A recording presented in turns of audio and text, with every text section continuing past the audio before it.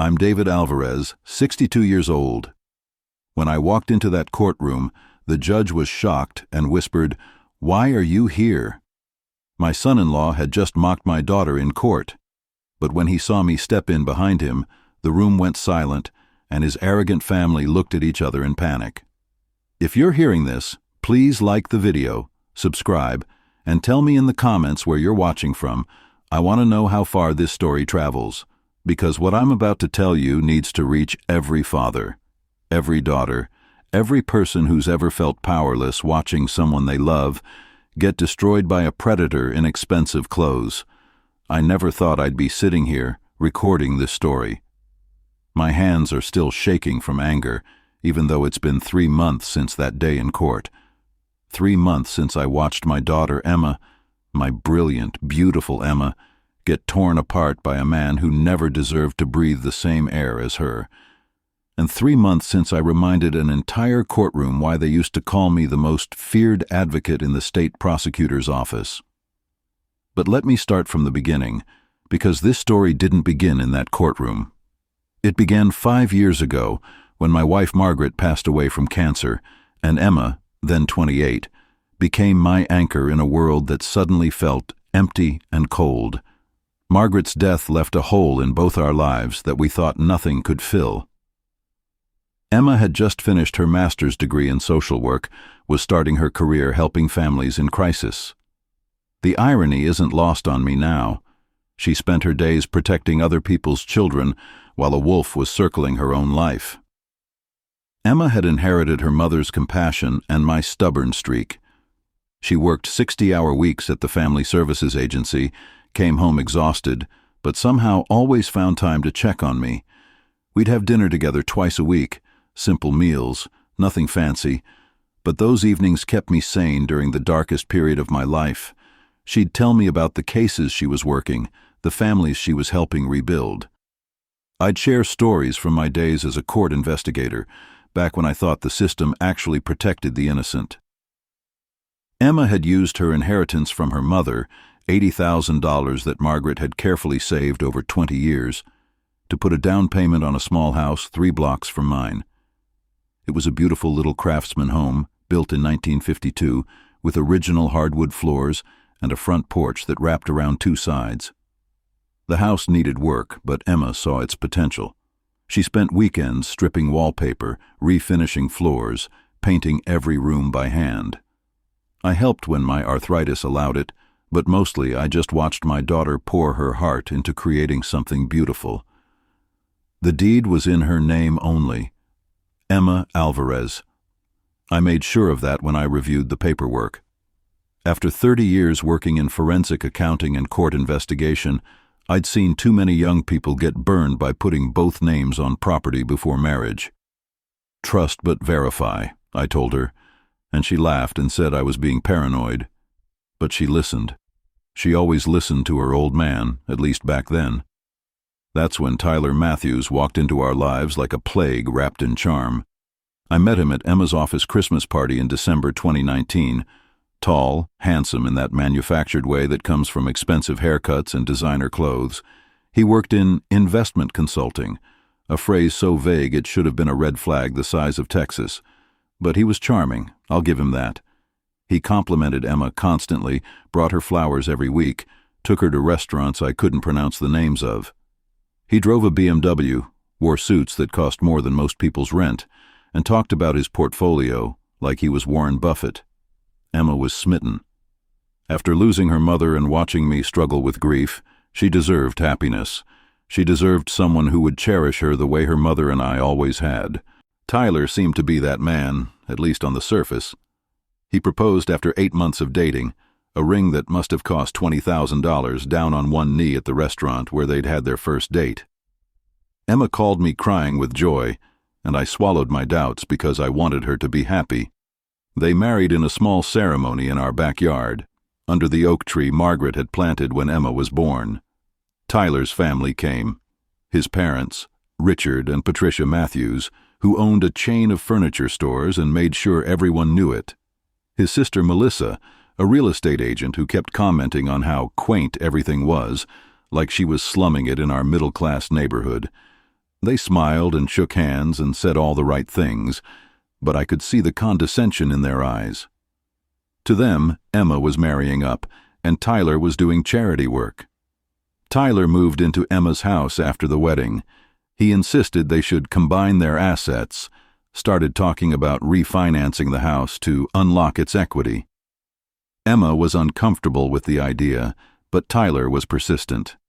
He had a way of making his suggestions sound like logical financial planning while making her feel foolish for hesitating. I watched it happen gradually, the way he'd sigh when she questioned his ideas, the way he'd explain things to her like she was a child who couldn't understand basic economics. "Emma, sweetheart," he'd say, in that patronizing tone that made my teeth clench, "you're thinking like a social worker, not like an investor. We need to make our money work for us." The first real crack appeared about 6 months after the wedding.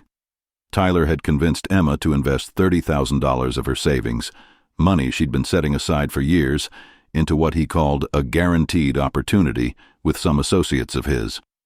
The investment was supposed to return 15% in 6 months. Instead, the whole thing collapsed, taking Emma's money with it. Tyler blamed market volatility, claimed he'd lost money too, but somehow he never seemed to struggle financially. The BMW payments kept getting made, the expensive dinners continued, the designer clothes kept appearing in their closet. Emma was devastated, not just about the money, but about being wrong to trust him. She blamed herself for being financially naive, started deferring to Tyler on all money matters. I watched my confident, independent daughter start to shrink, to second-guess herself, to apologize for having opinions. When I tried to talk to her about it, she'd defend him. "Dad, you don't understand the investment world," she'd say, echoing Tyler's words. "These things happen. Tyler feels terrible about it." But Tyler didn't look terrible. Tyler looked like a man who just learned how easy it was to manipulate someone who loved him. The emotional abuse started subtly. Tyler would make little comments about Emma's appearance, her career, her friends. "That dress makes you look heavier than you are. Maybe you should think about whether social work is really a career or just a hobby. Your friend Sarah is kind of trashy, don't you think?" Each comment was delivered with a smile, often in front of other people, always with just enough affection to make Emma doubt whether he was actually being cruel. I started documenting things without really knowing why. Old habits from my investigative days, I suppose. I kept a journal of the things I witnessed, the changes I saw in Emma, the way she stopped wearing bright colors, the way she started canceling plans with friends, the way she'd flinch slightly when Tyler put his arm around her in public, like she was bracing for criticism. The financial abuse escalated. Tyler convinced Emma to add him to her checking account for convenience. Suddenly, money started disappearing. Tyler needed funds for business expenses, client dinners, travel, equipment. When Emma questioned the amounts, he'd get angry, accuse her of not supporting his career, remind her that he was trying to build a future for both of them. "I'm working my ass off to give us a good life," he'd snap, "and you're nitpicking every dollar like some kind of accountant. Don't you trust me?" Emma would apologize. She always apologized. In the spring of 2021, Emma had a miscarriage. She was 12 weeks pregnant, and we were all thrilled about the baby. Emma had been glowing, talking about converting the spare bedroom into a nursery, buying books about child development. Then the bleeding started. The doctor said it was no one's fault, that miscarriages happen in about 20% of pregnancies, especially first pregnancies. But Emma blamed herself. Tyler's reaction broke my heart and filled me with rage in equal measure. He was absent during the worst of it, said he had a crucial client meeting the day Emma was in the hospital. When he finally showed up, 6 hours later, he seemed more annoyed than sympathetic. He stayed for 20 minutes, patted Emma's hand awkwardly, and left to take care of some business. I sat with my daughter through the night, holding her hand while she cried for the child she'd never hold, and Tyler was at a bar with his buddies. I know because I saw the charges on their joint credit card statement when Emma asked me to help her organize their finances. $340 at Sullivan's Steakhouse the night my daughter lost her baby. That's when I started making phone calls. You see, I wasn't always a retired court investigator living quietly in a suburban neighborhood. For 28 years, I worked for the state prosecutor's office, specializing in forensic accounting and fraud investigation. I built cases that put corrupt politicians behind bars, unraveled Ponzi schemes that had stolen millions from retirees, tracked down hidden assets in divorce cases involving men who thought they were smarter than the system. I was good at my job. Damn good. I'd retired early after a case went sideways in 2018. I'd uncovered evidence that 3 city council members were taking bribes from a development company, but when I presented my findings, I discovered that the corruption went higher than I'd thought. My own supervisor was involved, and my evidence disappeared from the evidence locker. The case was dismissed, the council members walked free, and I was transferred to a desk job reviewing parking ticket appeals. I could have fought it, could have gone to the media, could have made noise until someone listened. Instead, I took early retirement and tried to forget that the system I'd served faithfully for nearly 3 decades had betrayed me. I was tired, angry, and beginning to think that justice was just a word we used to make ourselves feel better about living in a corrupt world. But watching Tyler destroy my daughter reawakened something in me, something cold and calculating and absolutely merciless. I started with a private investigator named Marcus Chen, someone I'd worked with during my prosecutor days. Marcus specialized in surveillance, and he was the best in the business, invisible when he needed to be, thorough as a forensic accountant, and completely uncompromising when it came to documenting the truth. "David," Marcus said when I called him, "I was wondering when I'd hear from you. Word is your son-in-law is quite the piece of work." The surveillance started immediately. Marcus followed Tyler for 3 weeks, documenting his daily routine, his spending patterns, his associates.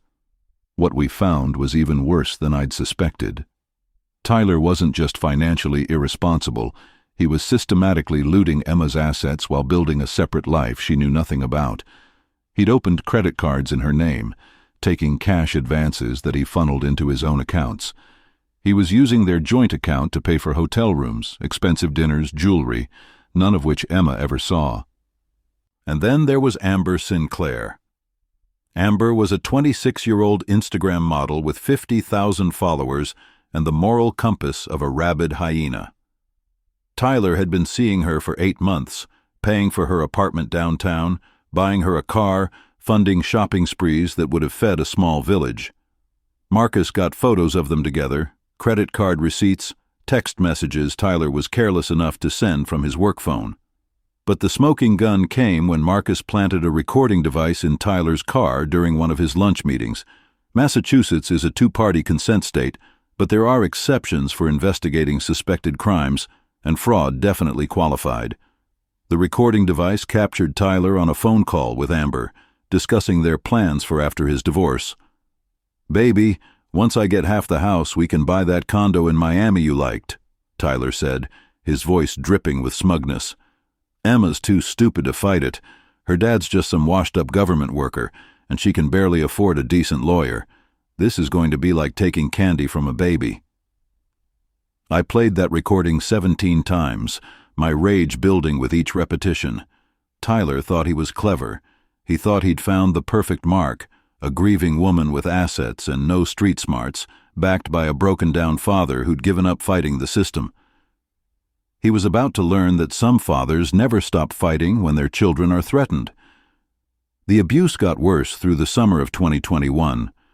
Tyler started bringing his friends to the house, loud, arrogant men who drank too much and made inappropriate comments about Emma. When she complained, Tyler would dismiss her concerns. "They're just having fun, Emma. Maybe if you weren't so uptight, you'd see the humor in it." He started staying out until 2 or 3 a.m., claiming he was networking or working late. When Emma asked where he'd been, he'd accuse her of being controlling and paranoid. He'd flip the script, make her feel guilty for questioning him, make her apologize for caring about her own marriage. The breaking point came in October 2021. Emma called me at 11 p.m., sobbing so hard I could barely understand her. Tyler had cleaned out their joint checking account, $12,000, claiming he needed it for a business emergency. When Emma found out and confronted him, he exploded. "You don't know anything about business," he'd screamed at her. "I'm trying to build something here, and you're acting like some nagging housewife. Maybe if you actually contributed something instead of playing social worker with other people's screwed-up kids, you'd understand what real work looks like." Emma was shattered.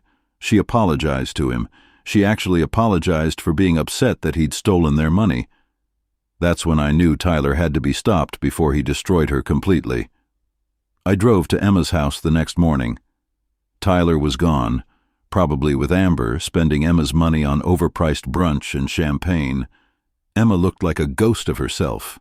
She'd lost weight, had dark circles under her eyes, and when she smiled, it didn't reach her eyes anymore. "Dad," she said, hugging me tightly, "I don't know what to do. Tyler says I'm being unreasonable, but something feels wrong. I feel like I'm losing my mind." That's what abusers do. They make their victims question reality, doubt their own perceptions, blame themselves for the abuse. Tyler was a textbook case, and I'd seen it 100 times in my investigative work. But seeing it happen to my own daughter filled me with a rage so pure and focused it was almost intoxicating. "Emma," I said, taking her hands in mine, "you're not losing your mind. You're being manipulated by someone who doesn't love you, someone who's using you." She wanted to defend him. The conditioning was that strong. But I showed her Marcus's preliminary report. Photos of Tyler with Amber, credit card statements showing hotel charges and jewelry purchases, bank records showing the cash advances he'd taken in her name. Emma stared at the evidence for a long time, tears streaming down her face. Then she looked up at me with an expression I hadn't seen since she was a little girl, complete trust in her father's ability to protect her. "What do we do, Dad?" "We fight back," I said, "and we win." Tyler filed for divorce first, in November 2021. His lawyer was Amanda Richardson, a shark who specialized in representing wealthy men in contentious divorces. Richardson was good, ruthless, experienced, and completely without scruples. She immediately filed motions claiming that Emma was mentally unstable, financially irresponsible, and had wasted marital assets. The petition demanded half the value of the house, spousal support of $3,000 per month, and division of all assets acquired during the marriage. It painted Emma as a delusional woman who couldn't manage money and had driven Tyler to seek companionship elsewhere through her erratic behavior and emotional instability. Reading those legal documents was like watching someone dissect my daughter's character with a scalpel. Every weakness, every vulnerability, every moment of pain was twisted into evidence of her unfitness. Tyler's affair was presented as a natural response to Emma's failure as a wife. His financial abuse was described as his attempt to manage assets that Emma was too emotionally compromised to handle responsibly. Emma's first lawyer was David Kim, a decent man who specialized in family law but had never faced anyone like Amanda Richardson. Kim was thorough, ethical, and completely outgunned. Richardson ate him alive in the preliminary hearings, painting Emma as an unstable woman who was lucky Tyler was being so generous in his settlement offer. I watched Emma come home from those early court appearances looking defeated and broken. Tyler's family attended every hearing, sitting in the front row like they were at a tennis match, watching Emma get systematically destroyed. Richard and Patricia Matthews whispered to each other and shook their heads sympathetically whenever Richardson detailed Emma's supposed mental health issues. Melissa took notes on her phone, probably planning to share the gossip with her real estate friends. Tyler himself was the picture of wounded dignity. He wore conservative suits, spoke softly when questioned, and managed to project an image of a successful businessman reluctantly seeking freedom from an unstable wife. When he testified about Emma's irrational outbursts and financial recklessness, He actually managed to make his voice crack with emotion. The first major hearing was scheduled for March 15, 2022. Richardson had lined up character witnesses who would testify to Tyler's outstanding reputation and Emma's instability. Tyler's business associates would speak about his financial acumen. His family would discuss Emma's concerning behavior during family gatherings. Emma was terrified. Kim had done his best, but he was fighting with a butter knife against a machine gun. The night before the hearing, Emma came to my house and broke down completely. "Dad, they're going to destroy me," she sobbed. "They're going to take everything and make it look like it's my fault. Tyler's lawyer has witnesses who are going to say I'm crazy. She has experts who are going to say I can't manage money. What if they're right? What if I am just a naive social worker who got in over her head?" I held my daughter and felt something cold and sharp crystallize in my chest. Tyler had made the mistake of his life when he decided to wage war on my family. He thought he was fighting some grief-stricken widower and his damaged daughter. He was about to learn that he'd declared war on a man who'd spent 3 decades destroying people far more dangerous than him. "Emma," I said, "I need you to fire David Kim." She looked at me in shock. "Dad, the hearing is tomorrow. I can't go in there without a lawyer." "You won't be without a lawyer," I said. "You'll have the best advocate you've ever seen." "Who?" I smiled for the first time in months. "Me." I'd maintained my law license during my years as a court investigator, though I'd never practiced as a trial attorney. But I'd testified in hundreds of cases, had watched thousands of hours of courtroom proceedings, and had learned from some of the best prosecutors in the state. More importantly, I knew this case better than anyone else could, because I'd built it from the ground up. That night, I prepared like I was going to war, because I was. I laid out every piece of evidence Marcus had gathered: photos of Tyler and Amber together, hotel receipts, credit card statements, bank records showing Tyler's secret accounts and Emma's depleted assets, text messages between Tyler and Amber discussing their plans for Emma's money, the recording of Tyler mocking Emma's intelligence, and my ability to protect her. I prepared exhibits showing the property history of Emma's house, proving it was purchased entirely with her premarital inheritance and titled in her name alone. I documented every dollar Tyler had stolen, every lie he'd told, every manipulation he'd used to control and abuse my daughter. But most importantly, I prepared to remind Judge Maria Ramirez why she'd once told me I was the most thorough investigator she'd ever worked with. Judge Ramirez and I had history. I'd worked on dozens of cases in her courtroom during my years with the prosecutor's office. She'd seen me build cases against corrupt politicians, white-collar criminals, and domestic abusers. She knew my reputation for meticulous preparation and absolute integrity. She also knew about the case that ended my career, the corruption I'd uncovered that went too high and got buried too deep. When I walked into that courtroom on March 15, 2022, carrying my old leather briefcase and wearing my best suit, the first person to notice was Amanda Richardson. She did a double take, whispered something to Tyler, and I saw the first flicker of concern cross her face. Emma was already seated at the defendant's table, looking small and scared. Tyler sat across the aisle with his lawyer and his family, radiating confidence. They thought this was going to be a routine slaughter, another case of a successful man escaping an unstable wife with his assets intact. I walked up to Emma's table and placed my briefcase down next to her. The sound echoed in the quiet courtroom like a gunshot. "Emma Alvarez requests permission to substitute counsel," I announced in a voice that carried to every corner of the room. "David Alvarez will be representing the defendant pro se as her chosen advocate." Judge Ramirez looked up from her papers, and I saw recognition dawn in her eyes. She stared at me for a long moment, then leaned forward slightly. "Mr. Alvarez," she said quietly, "why are you here?" The courtroom was dead silent. Tyler had turned around to stare at me, his confident smirk faltering as he tried to process what was happening. His parents looked confused. Richardson was frantically checking her notes, trying to figure out who I was and why the judge seemed to know me. "Your Honor," I said, my voice steady and clear, I'm here because someone needs to speak for the truth, and I've never been very good at staying quiet when predators attack my family." The recognition rippled through the courtroom like a wave. Court reporters who'd covered my old cases started whispering to each other. A few lawyers in the gallery sat up straighter, suddenly realizing they were about to witness something extraordinary. Tyler finally turned around fully to look at me, and I saw the exact moment he realized his mistake. His face went pale, his mouth opened slightly, and for the first time since I'd met him, Tyler Matthews looked genuinely afraid. I opened my briefcase and pulled out a thick folder of documents.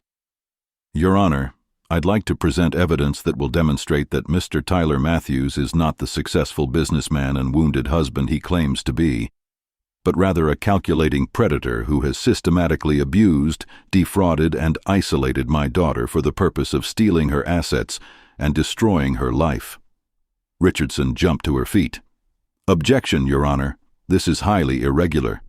The defendant cannot simply change counsel on the day of the hearing without—" "Overruled," Judge Ramirez said sharply. "Mr. Alvarez, you may proceed." What followed was the most satisfying 3 hours of my life. I started with the house. Using property records, bank statements, and inheritance documentation, I proved that Emma had purchased the house entirely with her premarital funds. Tyler had no legal claim to any portion of the property. It was Emma's separate asset, not marital property subject to division. "Your Honor," I said, displaying the deed and bank records on the court screen, "Ms. Alvarez used $80,000 from her mother's life insurance policy as a down payment on this property in 2019, 6 months before she even met Mr. Matthews. The deed is in her name alone. Mr. Matthews has contributed exactly $0 to the purchase, maintenance, or improvement of this property, yet he demands half its value in the divorce settlement." Richardson objected, claiming that Tyler had made improvements to the house that increased its value. I was ready for that. "Your Honor, I have receipts for every improvement made to this property. Ms. Alvarez paid for all materials and labor from her personal accounts. Mr. Matthews's contributions consisted of unsolicited advice and criticism of my daughter's decorating choices." A few people in the gallery chuckled, and I saw Tyler's face redden with embarrassment. Next, I presented the financial evidence. Using Marcus's surveillance and financial records I'd subpoenaed, I showed the court exactly how Tyler had systematically looted Emma's assets. "Your Honor, Mr. Matthews opened credit cards in my daughter's name without her knowledge, taking cash advances totaling $23,000. He used the couple's joint checking account to pay for hotels, restaurants, jewelry, and gifts, none of which my daughter received. He convinced her to invest $30,000 of her savings in a fraudulent scheme run by his associates, money that was never recovered, and for which Mr. Matthews showed no accountability. I displayed credit card statements, bank records, hotel receipts, and jewelry store purchases on the courtroom screen. Each piece of evidence was dated, verified, and damning.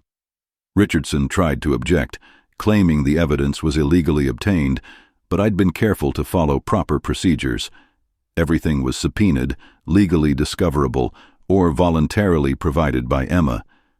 Then I dropped the first bomb. "Your Honor, I'd like to present evidence of Mr. Matthews's extramarital affair and his plan to defraud my daughter of her assets." I played the recording of Tyler's phone call with Amber Sinclair. The courtroom listened in stunned silence as Tyler's voice filled the room, dripping with contempt for Emma and confidence in his ability to steal her property. "Emma's too stupid to fight it. Her dad's just some washed-up government worker, and she can barely afford a decent lawyer. This is going to be like taking candy from a baby." The reaction was immediate and devastating. Tyler's parents looked horrified. His sister put her hand over her mouth in shock. Several people in the gallery gasped audibly. Tyler himself seemed to shrink in his chair, his confident posture dissolving as his own words condemned him. But I wasn't done. "Your Honor, Mr. Matthews has been maintaining an apartment for his mistress, Amber Sinclair, using funds stolen from my daughter.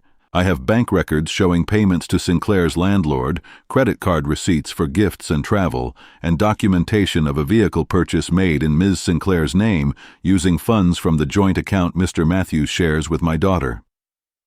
I presented photos Marcus had taken of Tyler and Amber together, entering hotels, shopping for jewelry, having dinner at expensive restaurants. Each photo was time-stamped and geotagged, creating an undeniable timeline of Tyler's double life.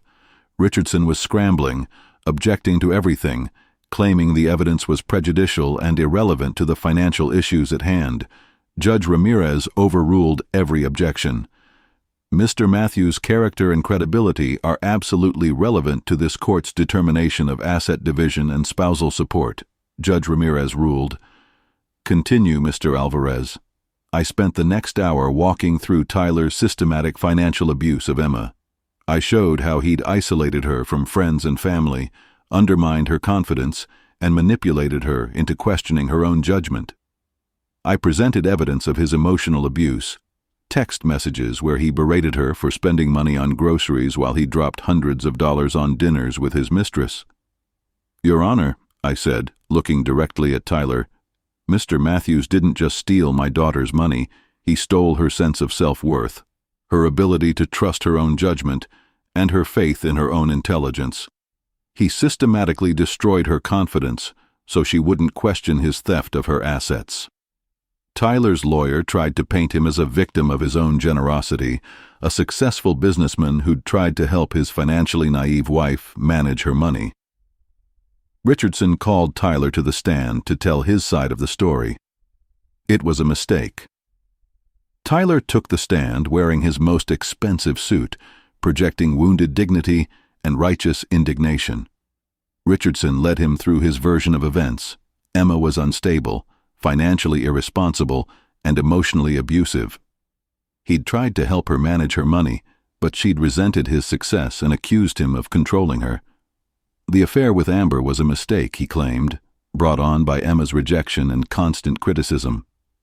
I loved Emma, Tyler said, his voice breaking slightly for effect. I tried to help her build a secure future, but she couldn't handle having a husband who was more financially sophisticated than she was. When she started accusing me of stealing from her, I knew the marriage was over. Then it was my turn to cross-examine him. I stood up slowly, walked to the podium, and looked at Tyler for a long moment. He tried to maintain eye contact, but something in my expression made him look away.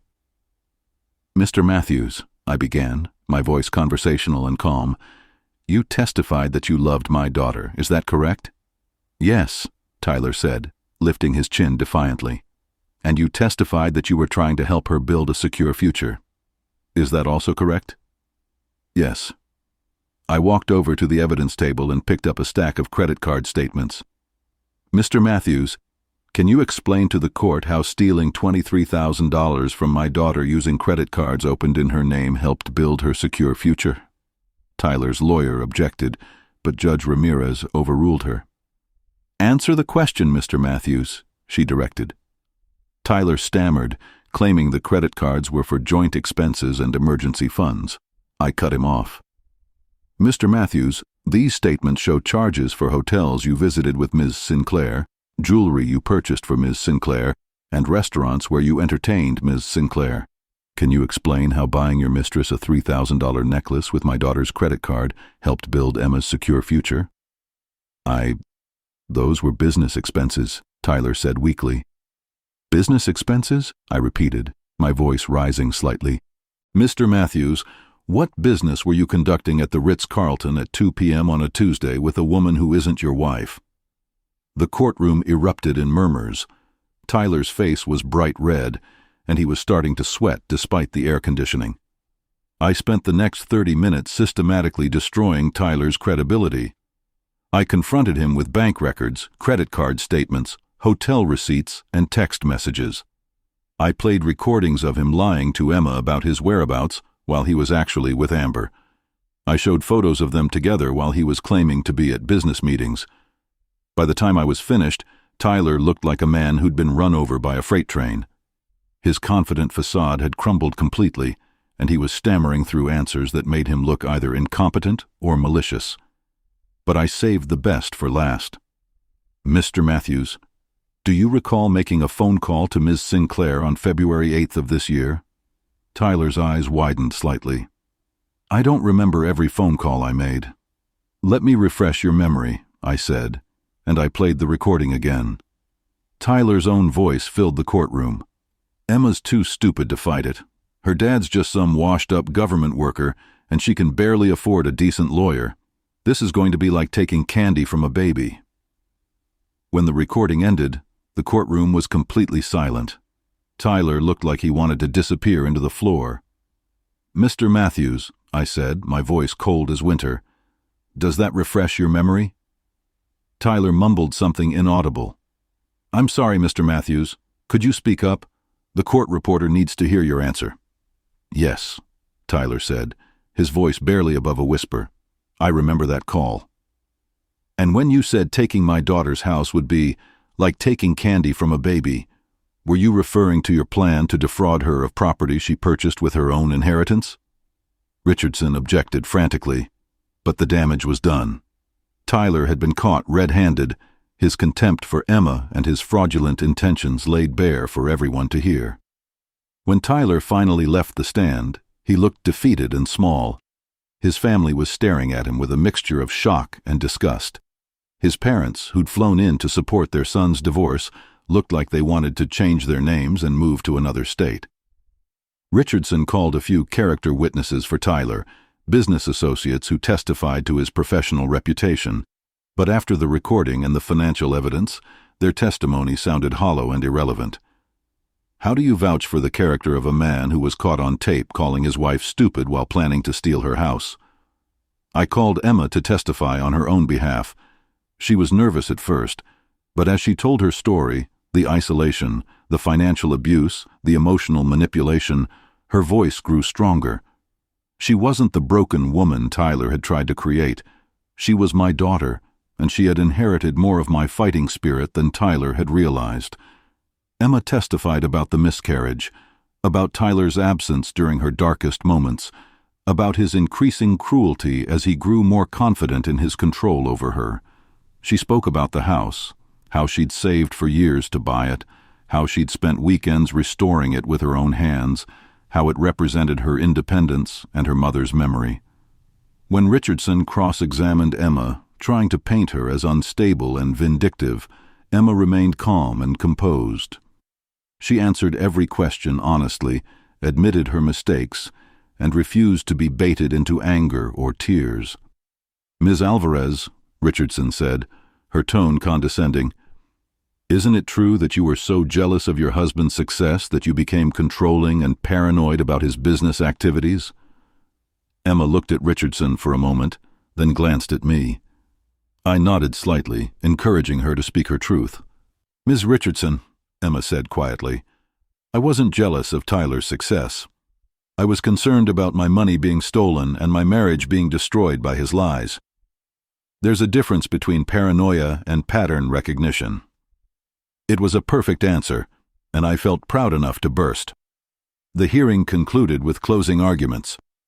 Richardson made a valiant effort to salvage Tyler's case, arguing that the evidence was circumstantial and that Tyler deserved spousal support due to his reduced earning capacity following the divorce. Then it was my turn. I stood at the podium and looked at Judge Ramirez, then at Tyler, then at the gallery filled with spectators who'd come to watch what they thought would be a routine divorce proceeding. Your Honor, I began, 5 years ago, I retired from the prosecutor's office because I was tired of watching criminals escape justice through technicalities, corruption, and expensive lawyers. I thought my days of fighting for the truth were over. I thought I was done seeking justice for the innocent. I turned to look at Tyler, who was staring at his hands. But some things are more important than retirement. Some fights are too important to walk away from. When a predator targets your family, when someone systematically destroys the person you love most in the world, you don't stay retired. You remember who you used to be, and you become that person again. I walked over to Emma, who was sitting at our table with tears in her eyes. Your Honor, Tyler Matthews isn't a businessman. He's a thief. He isn't a victim of an unstable wife. He's an abuser who targeted a grieving woman and systematically looted her assets while destroying her sense of self-worth. He didn't fall in love with my daughter. He identified her as a mark, a woman with assets, limited family support, and the kind of trusting nature that makes her good at helping others and vulnerable to predators. I returned to the podium and faced Judge Ramirez directly. The evidence in this case isn't complicated. Mr. Matthews stole money from my daughter. He committed adultery while claiming to love her. He opened fraudulent credit accounts in her name. He manipulated her into questioning her own sanity while he systematically destroyed her financial security. And he was caught on tape mocking her intelligence and bragging about how easy it would be to steal her house. I paused, letting the weight of the evidence settle over the courtroom. Your Honor, Mr. Matthews thought he'd found the perfect victim, a social worker with a dead mother, a modest inheritance, and a washed-up father who wouldn't fight back. He was wrong about all of those things. Emma Alvarez isn't a victim. She's a survivor. Her mother's inheritance wasn't easy money. It was 20 years of savings from a woman who worked 2 jobs to build something for her daughter. And her father isn't washed up. I'm right here, and I'm not going anywhere. I looked at Tyler one more time. Mr. Matthews wanted to take candy from a baby. Instead, he picked a fight with someone who spent 30 years putting criminals exactly where they belong. Today, justice isn't sleeping. Today, justice is wide awake and very, very angry. Judge Ramirez recessed for 30 minutes to review the evidence and prepare her ruling. Emma and I sat together at our table, holding hands, waiting for the verdict that would determine whether Tyler's cruelty would be rewarded or punished. Tyler's family sat in the first row, whispering among themselves and shooting venomous looks in our direction.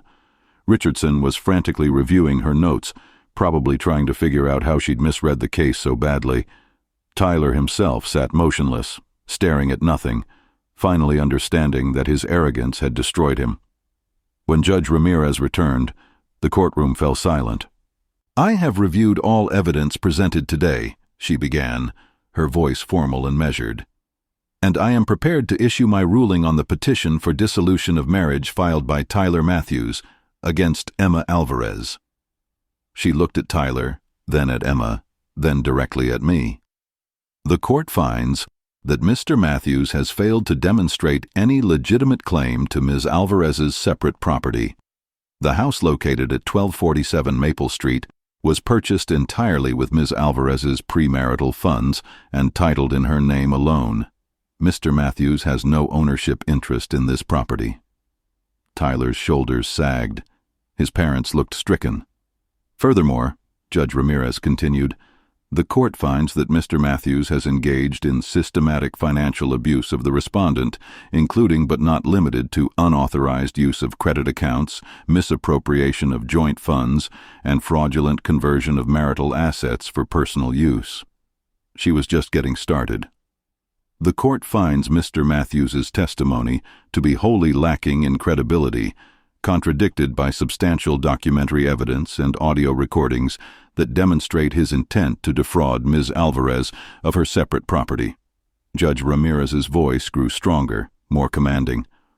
The court is particularly disturbed by the evidence of Mr. Matthews' deliberate emotional abuse of Ms. Alvarez, his calculated isolation of her from support systems, and his systematic undermining of her confidence and judgment for the apparent purpose of facilitating his financial abuse.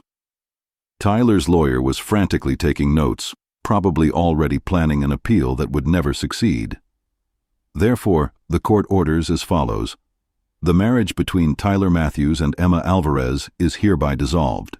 Ms. Alvarez shall retain sole ownership of the property at 1247 Maple Street and all furnishings therein. Mr. Matthews shall have no claim to spousal support, as his conduct during the marriage precludes any such award. Emma squeezed my hand so tightly I thought she might break my fingers. Furthermore, Mr. Matthews is ordered to make full restitution to Ms. Alvarez in the amount of $47,000, representing funds stolen through unauthorized credit use and misappropriation of joint assets. Failure to comply with this restitution order within 60 days will result in a judgment lien against any and all of Mr. Matthews's assets. I saw Tyler's face go white. $47,000 was more than he had, especially after funding Amber's lifestyle for the past year.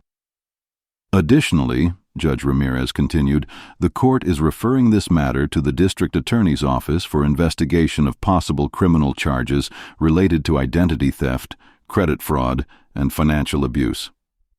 Tyler actually groaned audibly. Criminal charges meant potential jail time, permanent damage to his reputation, and the end of any career that required bonding or security clearance. Finally, Judge Ramirez said, looking directly at Tyler, the court wishes to note that this case represents one of the most egregious examples of predatory behavior and calculated abuse this court has encountered. Mr. Matthews targeted a vulnerable woman, systematically destroyed her financial security and emotional well-being, and then attempted to complete his theft through fraudulent divorce proceedings. She paused, and when she spoke again, her voice carried the weight of 30 years on the bench. Justice is not always swift, but it is ultimately inevitable. Mr. Matthews chose to wage war on the wrong family.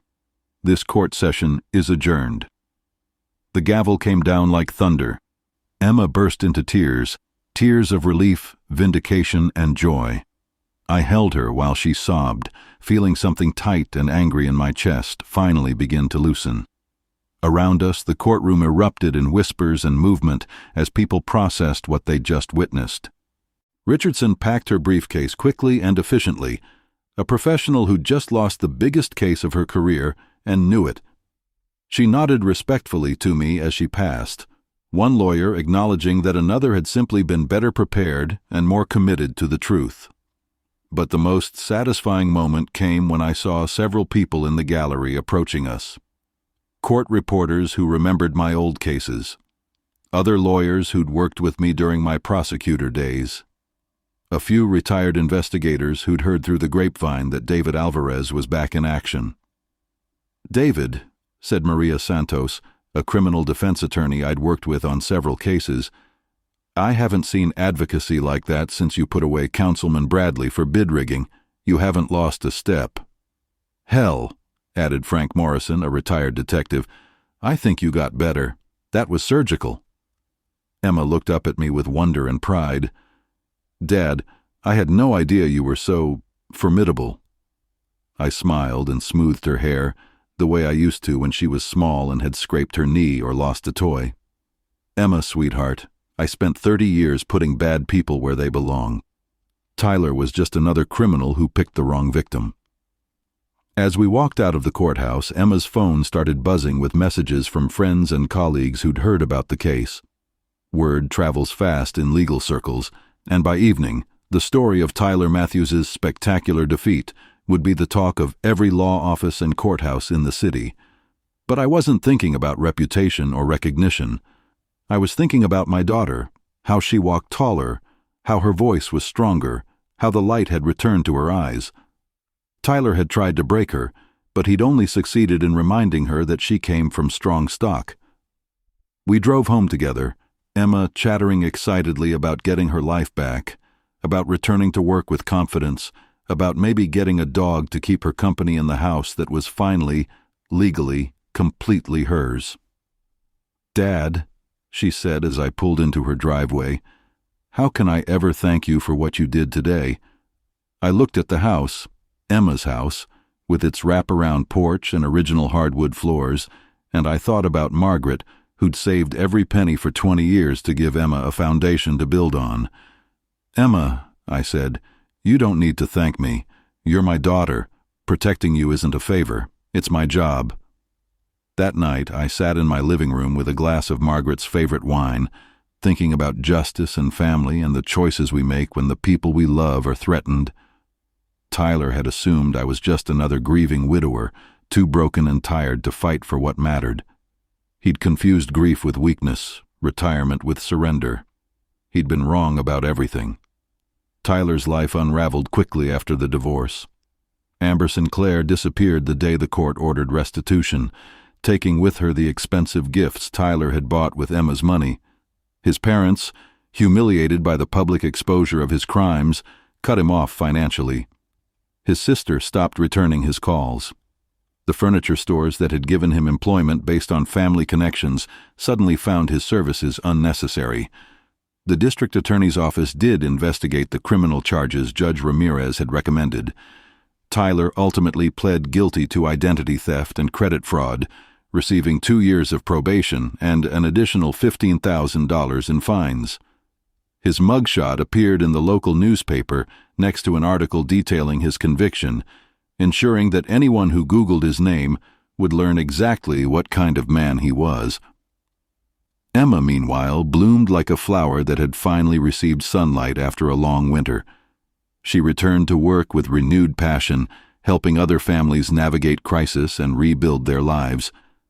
She started seeing a therapist to process the trauma Tyler had inflicted and slowly began trusting herself again. She kept the house, of course, and turned it into the warm, welcoming home Margaret had always envisioned. She adopted a golden retriever named Murphy, who appointed himself chief security officer and greeted every visitor with suspicious sniffs and eventual acceptance. 6 months after the divorce, Emma started dating again, carefully with boundaries firmly in place and a father who'd proven he wasn't afraid to investigate potential suitors. Her new boyfriend, Marcus, not the investigator, different Marcus, was a teacher who drove a 10-year-old Honda and brought flowers from his own garden instead of expensive arrangements from the florist. "Dad," Emma told me over dinner one evening, "I think I was so busy being grateful that Tyler chose me that I forgot to ask whether I should choose him." It was the wisest thing she'd ever said. I've thought a lot about this story over the past few months, about the lessons it teaches and the warnings it offers. Tyler Matthews wasn't a monster. He was something more dangerous. He was a charming predator who knew how to identify vulnerable targets and systematically destroy them while making it look like love. Emma wasn't weak or naive. She was kind and trusting, qualities that made her excellent at her job and vulnerable to manipulation. The same empathy that helped her counsel troubled families made it difficult for her to recognize when she was being counseled toward her own destruction. And I wasn't some avenging angel swooping in to save the day. I was an angry father who'd spent 30 years learning how to destroy criminals, and when one of them targeted my daughter, I simply remembered who I used to be and became that person again.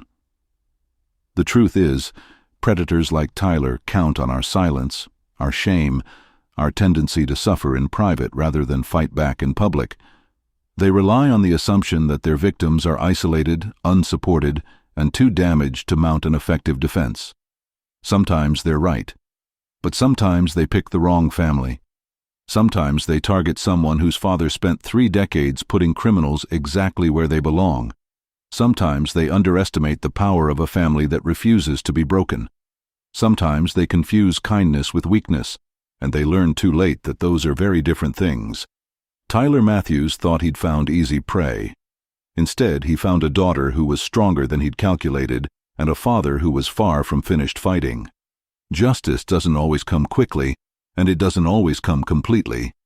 But when it comes, when truth finally overtakes lies and consequences finally catch up with choices, it's a beautiful thing to witness. Today, Emma lives in her house with Murphy the dog and Marcus the teacher. She tends the garden Margaret planted, refinishes furniture in the basement workshop I helped her set up, and hosts dinner parties for the friends Tyler tried to drive away. Tyler lives in a studio apartment across town, drives a 15-year-old car, and works part-time at a call center. His social media accounts, once filled with photos of expensive dinners and luxury purchases, have been deleted. His criminal record ensures that he'll never again work in finance or any field requiring trust or security clearance. Amber Sinclair moved to Los Angeles, where she's still posting Instagram photos and looking for her next wealthy boyfriend. I hope for her sake that she chooses more carefully this time. And me? I'm officially retired again, but I keep my investigative licenses current and my legal knowledge sharp, because you never know when another predator might target someone who doesn't have anyone to fight for them. The beautiful thing about justice is that it's contagious. Every time a bully gets stopped, every time a predator faces consequences, every time someone stands up and says, "Not my family," It sends a message to other bullies and predators that they might not be as safe as they think. Tyler Matthews picked the wrong family to destroy, but more importantly, he reminded me that retirement doesn't mean surrender and that some fights are too important to walk away from. If you're hearing this story and you recognize something familiar, if you see Tyler's behavior patterns in someone in your life, if you know someone who's being isolated and manipulated and slowly destroyed, please remember that predators count on silence. They count on shame. They count on their victims feeling too broken to fight back. But sometimes, all it takes is one person who refuses to accept the predator's version of reality. Sometimes all it takes is one person who says, "Not today, and not to my family." Sometimes all it takes is someone who remembers that justice doesn't retire, it just waits for the right moment to wake up. I'm David Alvarez, 62 years old, and I want you to know that if you're watching this from wherever you are in the world, whether you're a parent whose child is being abused, whether you're someone trapped in a destructive relationship, whether you're just someone who believes that good people shouldn't have to suffer in silence, you're not alone. The truth has power, evidence has power, and sometimes an angry father who refuses to watch his daughter be destroyed has enough power to remind a courtroom why justice exists in the first place. Like this video if it reached you. Subscribe if you want to hear more stories about ordinary people who refuse to let evil win. And tell me in the comments where you're watching from, because I want to know how far this story travels. I want to know that somewhere out there, another predator is watching this and wondering if maybe they should reconsider their target. Because you never know, they might be picking a fight with the wrong family.